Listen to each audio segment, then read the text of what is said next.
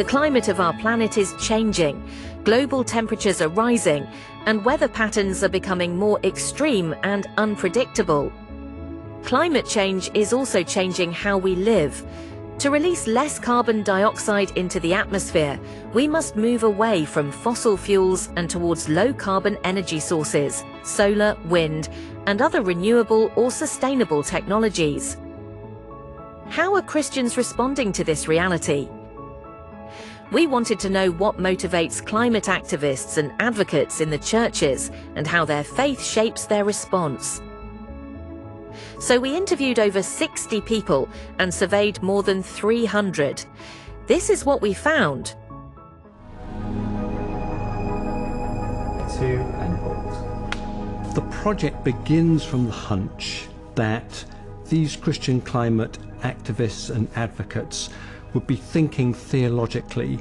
So we call this a sort of explicit theology. That turned out to be absolutely right, that we met with people, we spoke with people who were incredibly theologically articulate and had developed theological views about how to make some sort of sense, so to speak, of this Christian environmentalist work. One of the thoughts behind the project is what the project calls the big ask. And it's going to involve a quite extensive change, and religious groups might talk about this as a kind of conversion, if you like, a sort of reorientation. We wondered whether this big ask would also affect Christian theological thinking in the context of climate change. So we were interested in exploring whether the pressures of climate change were encouraging Christians involved in this advocacy and activist work to rethink their theological positions. We did discern quite a lot of continuity. There was quite a lot of affirmation of the basic narrative, the basic shape, the basic structure of Christianity. But we also find some interesting changes as well. There's a very strong commitment in Christianity to this notion of human beings being in the image of God. And that has been construed as identifying human beings as special, and we did find some interesting pressures on that notion of imaging God.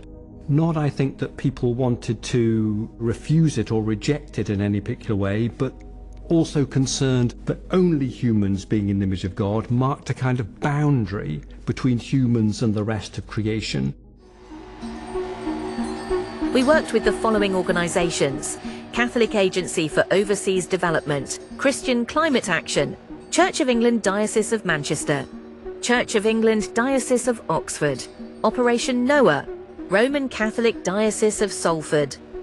These partners are deeply engaged in Christian environmental work. For some, climate activism is their core mission. For others, responding effectively to climate change is a pressing priority. Several have set ambitious net zero carbon targets. At these organisations, we spoke with people already committed as Christians to addressing climate change.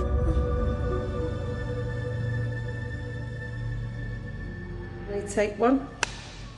Some people come to this work from the science first, so they see the science and they see how clear it is that there's extinction happening amongst animal species, there's biodiversity loss, there's climate change that's causing terrible impacts across the world.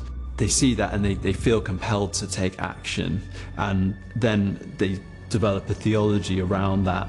But there are some people as well who kind of do it the other way, and they see that their theology requires them to care for the earth. Around about half of the people that we talked to said that they felt grief when they thought about climate change. And so they're experiencing the losses that we're seeing in nature. They don't want to see any more loss. They want to try to recover what's been lost. And another very strong emotion that a lot of people felt was rage.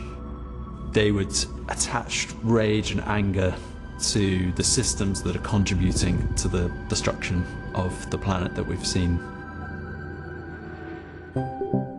But then a large proportion of people also identified hope, feel hopeful that something can be done, and hope was felt more strongly amongst people who were more engaged in sustainability and lifestyle approaches, so maybe amongst the church diocese, for instance. For decades, stewardship has been central to much Christian environmental witness. But not all Christians are convinced. Is it really possible to steward a planet? The IPCC's sixth assessment report warns it is very unlikely that global warming will remain within 1.5 degrees Celsius above pre-industrial levels, unless there are immediate, deep and sustained cuts to greenhouse gas emissions. So what does that mean for stewardship? Gemma, take one. So we're quite familiar with the idea of Christians as being climate stewards, so nurturing and protecting God's creation and looking at things they can do in their everyday lives to make them more sustainable. The climate prophet idea is interesting because in many ways it isn't new. Christians have taken up this prophetic role in social justice movements of the past, but in the context of climate change there is this call for a kind of renewed engagement with that prophetic role on the part of Christians. So the idea is that Christians become God's messenger, bringing this message of truth and justice and speaking truth to power. And that's a role that Christians have had historically in lots of other different contexts where they're fighting against injustice. But we see this renewed attempt to do that in the context of the contemporary climate crisis. The people we spoke to, they expressed like a great passion and love for nature as God's creation, and they kind of felt closer to God when they were within nature. And Christians were also motivated by theological ideas such as love thy neighbour, acting in defence of the poor and the oppressed. These are kind of core Christian ideas and beliefs. And climate change is seen as one of these situations of injustice, where the people who take the kind of worst consequences from climate change are the people sort of least responsible for it. Christians saw lots of different types of action as being justified, from kind of lifestyle actions and local community actions to improve sustainable living, to political protests and demonstrations, and for some people acting within Extinction Rebellion, for example, that might include tactics of civil disobedience. And we found that Christian theology was drawn upon creatively to justify this range of tactics by different groups. We also asked about religious change. How had climate change altered the way our respondents thought about themselves, other creatures, the world around them? How had it reshaped their understanding of what they are called to do as Christians? Some had been arrested during climate protests. Others were involved in lobbying and advocacy. Many worked to raise awareness among churches and communities. All agreed that climate change is a challenge to faith and practice. What were they thinking?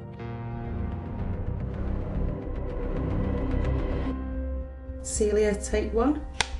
Stewardship in the secular world has meant care for creation, but it's also meant management of resources. And broadly speaking, that's been adopted by Christian circles as well, but there are some subtle differences, and stewardship has been used as an alternative to the idea of dominion in many cases. Dominion meaning being oppressive towards the natural world around us. It has this connotation of domination. Stewardship doesn't have that connotation, but it does still bring some managerial overtones to it, or undertones, which some people are uncomfortable with because it seems to imply that humans have a superior relationship with the world around them, and they want to come to a more flattened understanding of human other creature relationships.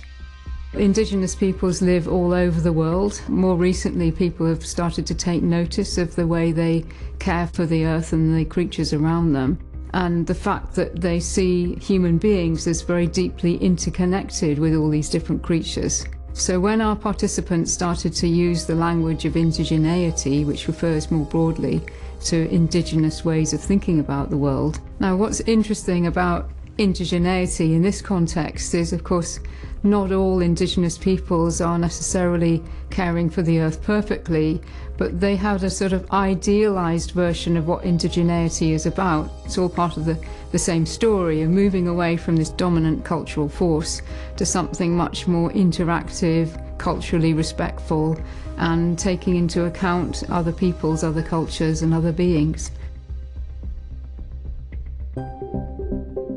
Climate change is one of the biggest challenges that society is facing, and it's important to record the way in which religious organisations and leaders and people of faith have got a role to play in responding to climate change. And our findings show that Christians are able to draw creatively upon their theological beliefs to make a response to climate change and to be involved in action to try and bring that about. Because we've been working with the people, the Christians who care the most about this issue, what we assume is that their theology is going to help to motivate other people as well. So we want to share that as widely as we can with other Christians. We're doing a range of different activities now that we've uncovered some of these research findings. From an academic point of view, it was very interesting because we were bringing new methods to the table. But from a practical point of view, it was also relevant to those who were our participants in the story, because it showed them what really is behind why they do certain things. And that will help them as well to spread the message within their own communities. So both the activist communities, but also within the ecclesial and religious communities that they were part of. A diversity of theological voices emerges from our research from folk who are deeply committed to pro-environmental change. What we hope is that the churches will take up some of this, perhaps at a national level, to say, look, there are ways of engaging theologically with climate change that might be helpful, but also locally as well, or in educational work, or in outreach work, or in communications like sermons.